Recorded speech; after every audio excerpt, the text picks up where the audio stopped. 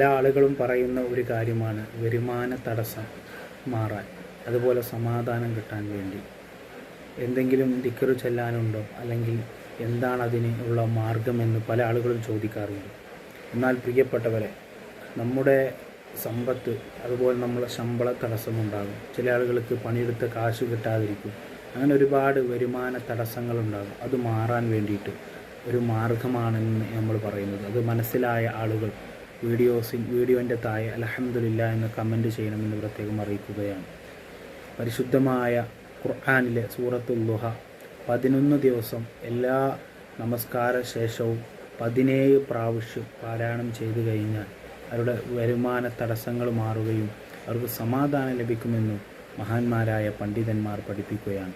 അല്ലാഹു റബ്ബുൽ ഇസ്സത്ത് നമുക്ക് എല്ലാ ഖൈറിൻ്റെ മാർഗങ്ങളും അല്ലാഹു തുറന്നു തരട്ടെ.